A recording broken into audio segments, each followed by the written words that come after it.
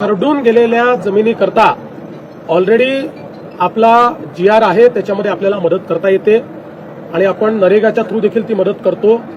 मला जे सुरेश दसांनी पत्र दिलेलं आहे त्यात त्याचे नॉर्म्स रिवाईज करावे अशी मागणी त्यांनी केलेली आहे.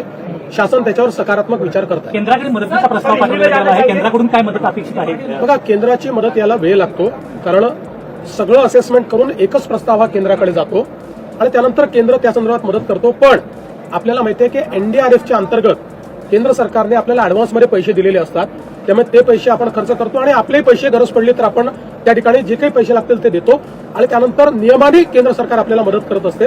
त्यामुळे केंद्र सरकारची मदत निश्चित घेऊ, ती मदतही मिळेल, पण त्याकरता राज्य सरकार थांबणार नाही. आपल्या शेतकऱ्यांना तातडीची जी काही मदत याच्यामध्ये करता येईल ती सगळी आम्ही करू. सरकारने आज एक GR बाहेर केला आहे, त्यामध्ये 1339 कोटी रुपये जून, जुलै, ऑगस्ट या 3 महिन्यासाठी म्हटलेलं आहे. तुम्ही म्हणाल की 2215 कोटी रुपये काय नेमकं असं आहे? मी पुन्हा सांगतो, सातत्याने आम्ही GR काढतो आहोत. एक सिंगल GR नाही आहे, वेगवेगळे GR निघालेले आहेत. या सगळ्या GRची आतापर्यंत आम्ही रिलीज केलेले जे पैसे आहेत ते 2215 कोटी रुपये आहेत. 2215 कोटी 31,64,000 शेतकऱ्यांकरता. यातले जे खालपर्यंत पोहोचलेले आहेत ते 1829 कोटी पोहोचले आहेत, उरलेले 1-2 दिवसात पोहोचतील.